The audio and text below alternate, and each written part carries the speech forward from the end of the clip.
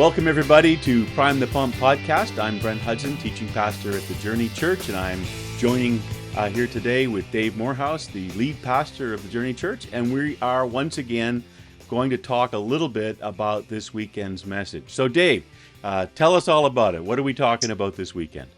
Well, I don't know if I can tell you all about it, but certainly I'll throw in my 2 cents worth right now. So this week we're looking at the whole idea of calling.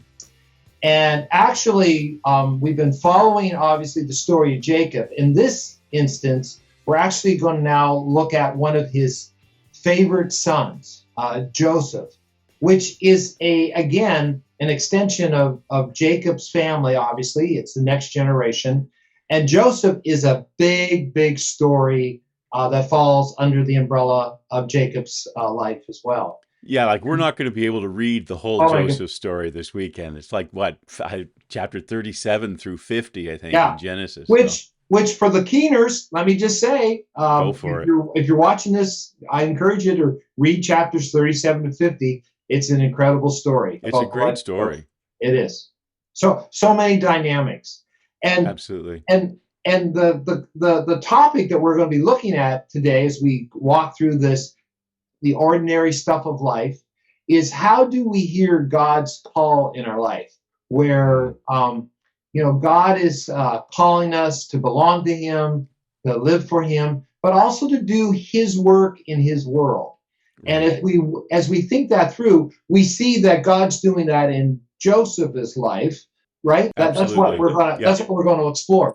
It's true. And, one of the things we want to talk about is the complexity that happens in this story when Joseph's world is it changes overnight, right? We have him having a position of preference, right? He's his dad's favorite. He has his special jacket, which John Walton in his commentary says it's not a multicolored coat like the old translations used to have, but it's a long sleeved robe, which is basically the mark of management, not labor, right? So Joseph was given sort of a management position. He was seen as the favorite by his clothes, and he's thrown into a pit and sold into slavery, and his life goes from the preferred favorite one to being a slave in Egypt.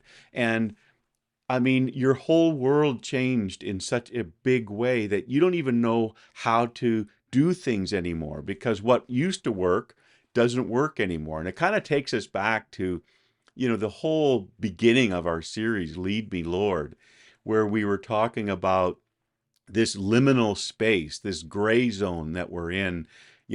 COVID has come and accelerated everything, and now we as a church are trying to figure things out in this, because all the pieces got moved and knocked off the board. So Joseph kind of reminds us of the situation that the church is in right now as we come out of this season of pandemic and try to figure out what the world's like now. And I not only in our own lives personally, but how that interacts with our environment, which is radically changed now. I mean, we can see in Joseph him struggling in that same way, but yet still being faithful.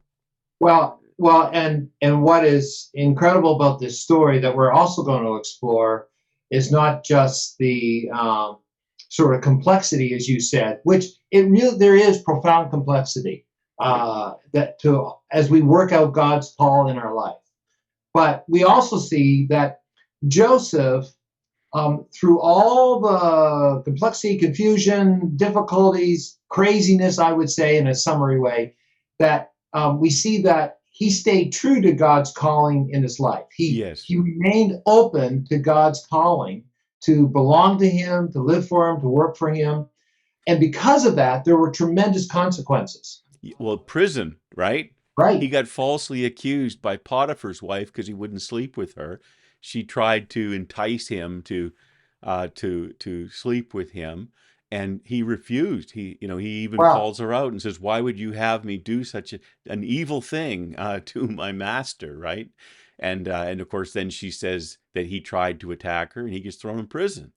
And what I appreciate is that we have to understand that there are consequences like that at times, that they're very difficult consequences for us to follow God's calling.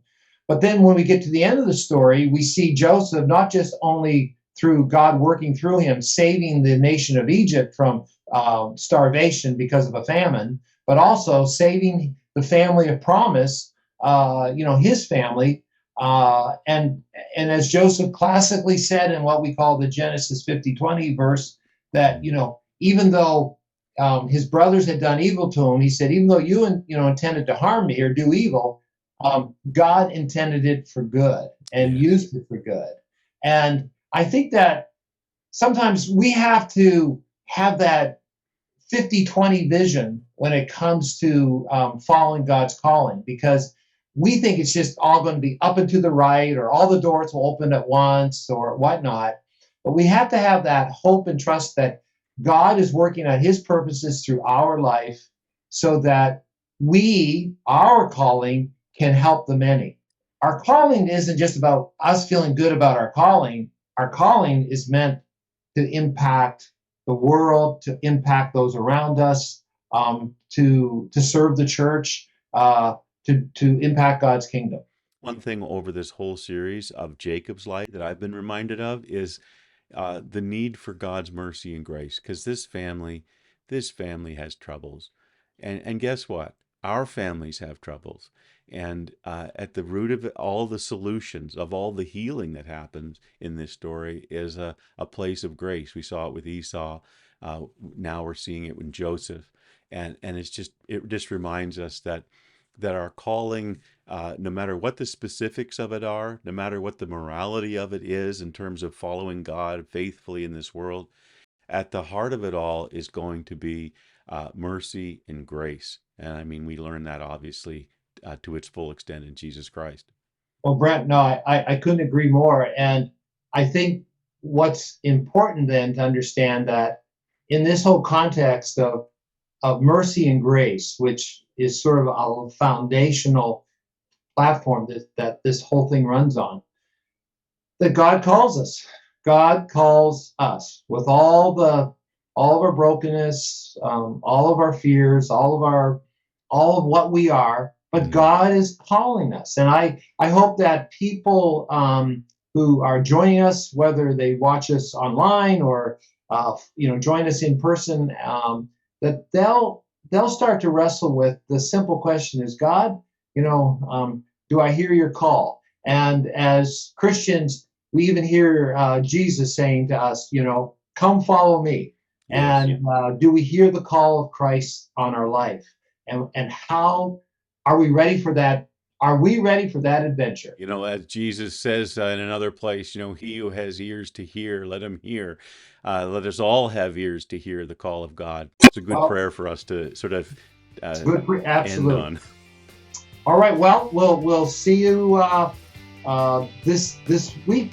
Yeah, let's hope that people are coming out for our Father's Day services and the good time there, and to have a good time of teaching around the life of Joseph. Until then, I'm looking forward to it. Okay, take care, Brent.